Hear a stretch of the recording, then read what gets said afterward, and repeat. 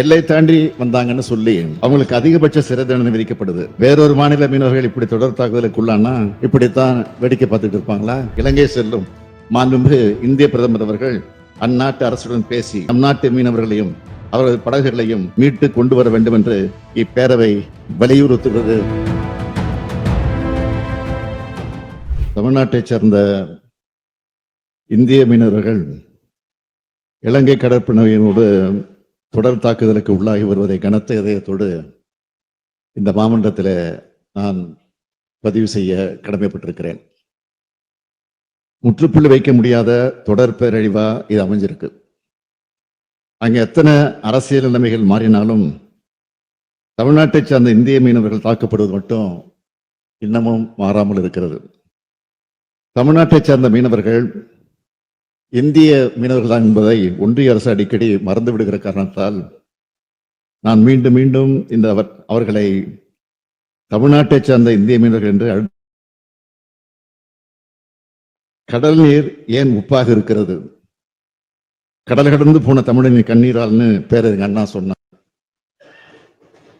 கடல் நீர் இன்று ஏன் சிவப்பாக இருக்கிறது?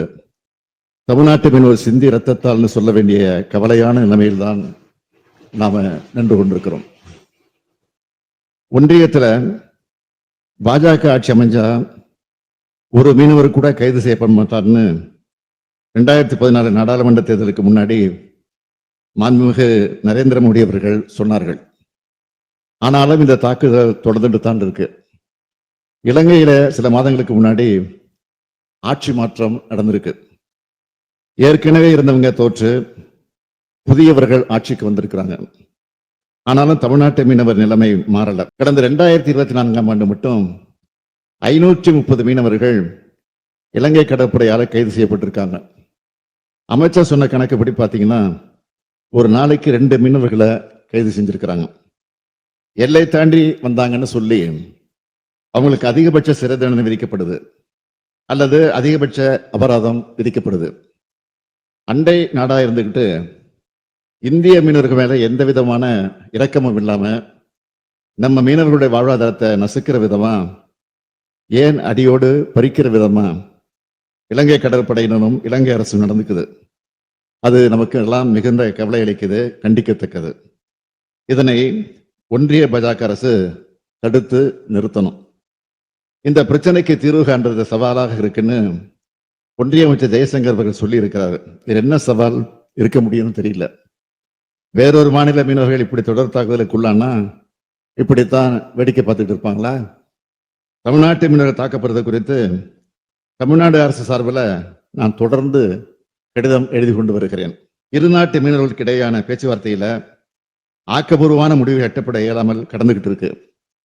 கடிதம் எழுதுனா விடுவிக்கிறது, பிறகு கைது செய்யறதுன்னு இலங்கை அரசோட நடவடிக்கை தொடர்ந்துகிட்டே இருக்கிறதுனால தமிழ்நாட்டு மீனவர்களுடைய வாழ்வாதாரம் மிகவும் பாதிக்கப்படுது. மீன்பிடி தொழிலில் பாதிக்கப்பட்டு பாரம்பரிய மீன்பிடி உரிமை கேள்விக்குறியாகி கடலுக்கு சென்றால் பத்திரமாக வீடு திரும்புவார்களா நம் சொந்தங்கள்னு குடும்பத்தினர் மீளா கவலையில் மூழ்கி இருக்க வேண்டிய துயர நிலை ஏற்பட்டிருக்கு. எவ்வளவு காலத்துக்கு இதை சரி செய்து இருக்க முடியும்? இது போன்ற சிக்கலுக்கு நிரந்தர தீர்வு காண கச்சத்தீவு மீட்பே மிக சரியான வழி என்பதை இம்மாவட்டத்தின் வாயிலாக மீண்டும் வலியுறுத்திட விரும்புகிறேன். மாண்புமிகு பேரவைத் தலைவர் அவர்களே, கச்சத்தீவு விவகாரத்தை பொறுத்த வரைக்கும் கச்சத்தீவை மாநில அரசு தான் இலங்கைக்கு அளித்தது என்பது போல ஒரு தவறான தகவலை பரப்பி அரசியல் செய்வது அரசியல் கட்சிகளுக்கு வழக்கமாகிவிட்டது. ஆனால் அரசியல் ஆதாயத்துக்காக கட்சிகள் செய்யும் அதே தவிர ஒன்றிய அரசு செய்வது வருந்தத்தக்கது, ஏற்க முடியாதது. கச்சத்தீவை பொறுத்த வரைக்கும் அந்த தீவை கொடுத்து ஒப்பந்தம் போட்ட போதே முதலமைச்சராக இருந்த கலைஞர் அவர்கள் கடுமையாக எதிர்த்தார்கள். அன்றைக்கு இருந்த திமுக எம்பிக்கள் இரா செழியன், எஸ் மாரிசாமி ஆகியோர் நாடாளுமன்றத்திலே கடுமையாக எதிர்த்திருக்கிறாங்க. அதையும் மீறி கச்சத்தீவு ஒப்பந்தம் 28/6/1974 அன்று கையெழுத்தானவுடன் மறுநாளே, அதாவது 29/6/1974 அன்று அனைத்து கட்சி கூட்டத்தை தலைமை செயலகத்தில் கூட்டி இதை கண்டித்து தீர்மானம் நிறைவேற்றி அன்றைய தினமே பிரதமருக்கும் கடிதம் எழுதினார். அந்த கடிதத்துல I am constrained to express our deep disappointment over the recent Indo-Sri Lanka agreement குறிப்பிட்டிருக்கிறார். மாண்புமிகு பிரதமர் அவர்கள் முதல்ல தமிழ்நாட்டுக்கு வந்தப்போ கச்சத்தீவை திரும்ப பெற நான் வலியுறுத்தி குறிப்பிட்டு காட்டியிருக்கிறேன். பிறகு 19/7/2023 அன்று மாண்புமிகு பிரதமருக்கு எழுதின கடிதத்துல வரலாற்று ரீதியாக கச்சத்தீவு இந்தியாவின் ஒரு அங்கமாக இருக்கிறது. தமிழ்நாடு மீனவர்கள் பாரம்பரியமாக கச்சத்தீவை சுற்றி மீன்பிடித்துள்ளார்கள். மாநில அரசின் ஒப்புதலின்றி கச்சத்தீவு இலங்கைக்கு மாற்றப்பட்டதால் தமிழ்நாட்டு மீனவர்களின் உரிமைகளும் வாழ்வாதாரமும் பாதிக்கப்பட்டுள்ளது என்பதை மேற்கோள் காட்டி கச்சத்தீவை திரும்ப பெற வேண்டும்.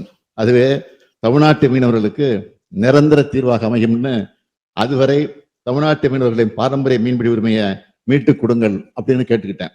ஒன்றிய வெளியுறவுத்துறை அமைச்சர் அவர்களுக்கும் எனது 2/7/2024 தேதியிட்ட கடிதம் மூலம் கச்சத்தீவு பிரச்சனையும் தமிழ்நாடு மீனவர்களின் மீன்பிடி உரிமையும் வலியுறுத்தி இருக்கிறேன்.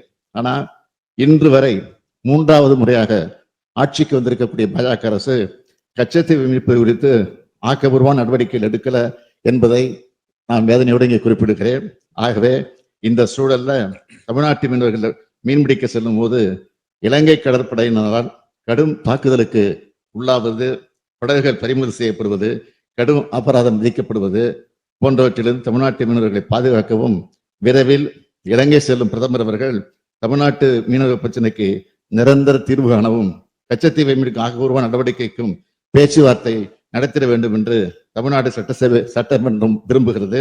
இதனை அடிப்படையாக கொண்ட தீர்மானத்தை நான் முன்மொழிகிறேன்.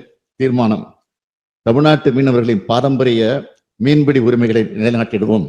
இலங்கை கடற்படையால் தமிழ்நாட்டு மீனவர்களுக்கு ஏற்படும் அனைத்து இன்னல்களை போக்கிடவும் கச்சத்தீவை மீண்டும் பெறுவதே நிரந்தர தீர்வாக அமையும். இதனை கருத்தில் கொண்டு இந்திய இலங்கை ஒப்பந்தத்தை மறுபரிசீலனை செய்து கச்சத்தீவை திரும்பப் பெறுவதற்கான அனைத்து நடவடிக்கைகளையும் ஒன்றிய அரசு உடனடியாக மேற்கொள்ள வேண்டும் என்றும், அரசு முறை பயணமாக இலங்கை செல்லும் மாண்புமிகு இந்திய பிரதமர் அவர்கள் அந்நாட்டு அரசுடன் பேசி இலங்கை சிறையில் வாடும் நம் நாட்டு மீனவர்களையும் அவரது படகுகளையும் நல்லெண்ண அடிப்படையில் விடுதலை செய்து மீட்டு கொண்டு வர வேண்டும் என்று இப்பேரவை வலியுறுத்துகிறது என்ற தீர்மானத்தை நான் முன்மொழிகிறேன்.